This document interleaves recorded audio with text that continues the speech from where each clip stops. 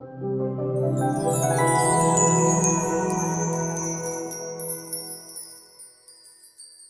received this question. Now that I've cut back on many things so my body can recover, I have more time to think, but what I'm thinking isn't good. For instance, when I reflect on my life, I feel like a loser and a terrible person because I haven't accomplished anything. And now I feel like even more of a loser because I have to recover from anxiety, especially when I feel I should be doing more productive things.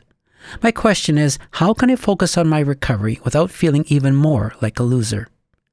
Well, thank you for your great question.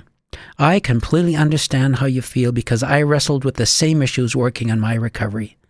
While I was sick and tired of all my symptoms and wanted to get better, I felt like a failure because I couldn't do anything anyone else was doing and had to cut back on everything just so my body wouldn't give me such a hard time. I believed I should have been able to do what everyone else was doing, but my body wouldn't let me, which really bothered me. On top of that, family members were also pressuring me to keep up with what they were doing, thinking I was backing up because I was rejecting them, which wasn't the case. So I felt bad about what I was experiencing, and I had external reinforcements suggesting I should feel bad. It was difficult reconciling how to recover from anxiety disorder while maintaining normal activities. I wrestled with that for a long time before realizing I wouldn't get better if I didn't make the appropriate changes.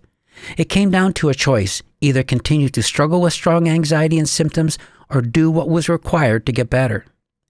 When I looked at the reality of my options, there wasn't any choice. I had struggled for so long with anxiety and symptoms that I knew I couldn't go on much longer, so biting the bullet and making the appropriate changes was my only option.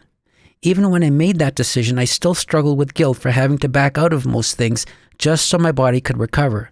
It took me a long time to get to where I could feel comfortable with my decision, regardless of the ongoing external pressures asking me to live life normally. I'm thankful I made that decision because I wouldn't have recovered had I not.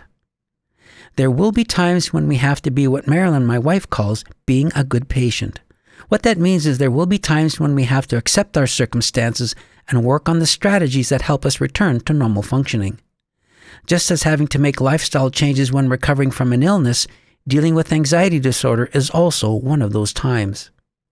Since anxiety disorder can affect us on so many levels, we have to stop and focus on recovery so that we can return to a normal lifestyle.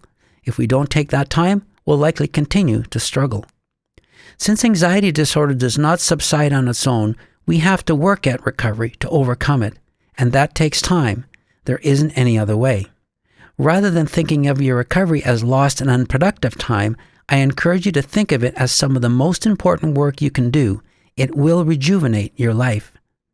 Moreover, congratulate yourself for doing this work. People who work at anxiety disorder recovery should be highly regarded because it is difficult work, often taking a long time. A lot of people don't do this work.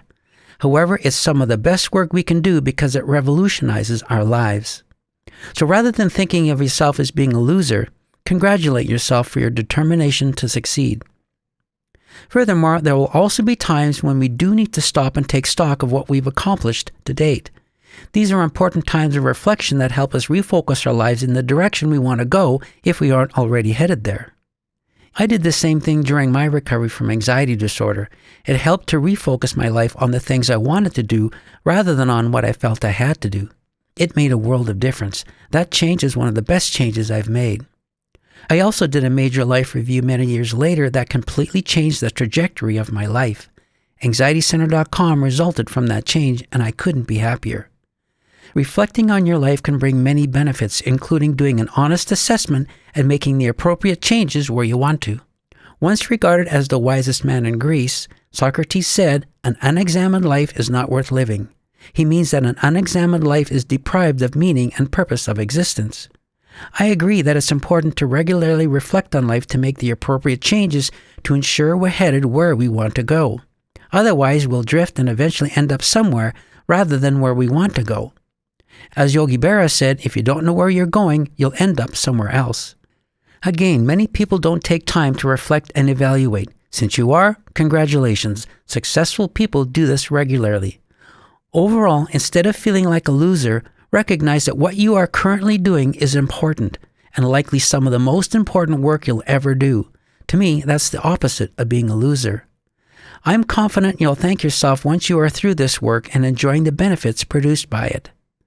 The saying, short-term pain for long-term gain, is certainly true for overcoming anxiety disorder. Anyone who works to overcome anxiety disorder is not a loser in my books.